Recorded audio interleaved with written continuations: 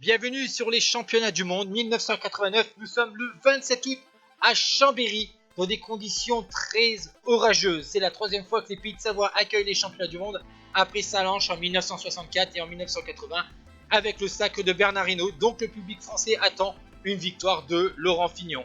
Un circuit donc à faire 12 fois avec notamment la côte de Montagnole longue de 1300 mètres. Le départ a été donné devant le lycée Manges, rue de Colombier. 150 000 spectateurs sont donc rassemblés sur ce circuit et à 13 tours de l'arrivée, 4 coureurs vont décider de s'échapper. Kim Andersen, le Danois vainqueur de la Flèche Wallonne 84, le Belge Peter de Klerk, le Colombien Gonzalez et le Néerlandais De Croo. Derrière, l'équipe de France emmène une allure tranquille puisque on est encore assez loin de l'arrivée. D'ailleurs, ils vont obtenir jusqu'à 5 minutes d'avance tandis que l'équipe de France a décidé de lancer Thierry Claverola à l'avant de la course. Le Français, deuxième notamment du Dauphiné, plutôt troisième du Dauphiné, vainqueur du Tour du Limousin et vainqueur du Grand Prix de la Marseillaise, donc va créer un groupe de compte derrière, donc Andersen, De Klerk, Gonzalez, De Croo, tandis que Greg LeMond, l'américain, a été victime d'un ennui mécanique avec son dossard 246, le vainqueur du Tour de France et aussi champion du monde 83, va être ramené par ses équipiers de la formation des États-Unis.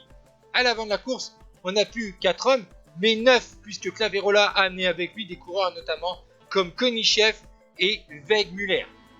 Ce groupe de 9 a d'ailleurs 5 minutes d'avance sur le peloton avec un Laurent Fignon qui se ravitaille. Ensuite, ce groupe de 9 ne sera plus que 4 avec Wegemuller, donc le Suisse, De Croo, le Néerlandais, Koenichev, un néo-pro 23 ans, c'est son âge, un Russe, et Claverola, donc le Français. Nous sommes encore à 6 tours de la fin et donc leur écart atteint donc 3 minutes. Derrière, c'est l'équipe d'Espagne de Lejarreta qui roule pour ramener le peloton, mais il y a aussi des autres équipes qui n'ont pas de coureur à l'avant de la course. On tombe notamment sur les Américains et les Irlandais puisque Sean Kelly est aussi un prétendant au titre mondial. Vous voyez donc, nous sommes encore à 3 tours de l'arrivée et Claverola, le Français, pose des accélérations dans la côte principale du circuit. Derrière, De Croo et Koenichev vont revenir sur le haut de la bosse, tandis que Wegemuller va revenir dans la descente. D'ailleurs, le Suisse va tenter de s'échapper, mais il va être vite repris par ses compagnons. Derrière, on va voir que les Espagnols continuent à mener l'allure, mais les Italiens sont aussi là, tandis qu'à l'avant de la course, Claverola et Koenichev ont distancé De Croo, mais un autre Néerlandais est revenu. Il s'agit de Steven Rooks.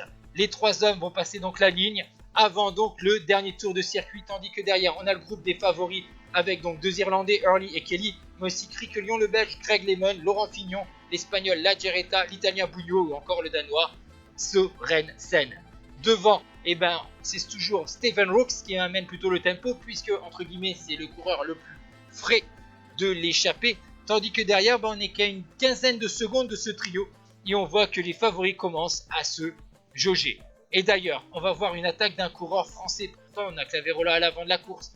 Puisque le leader de l'équipe de France, Laurent Fignon, est en grande condition. Puisqu'il a remporté Milan-San Remo au début de saison, le Giro d'Italia, mais aussi finit pour seulement 8 secondes deuxième du Tour de France.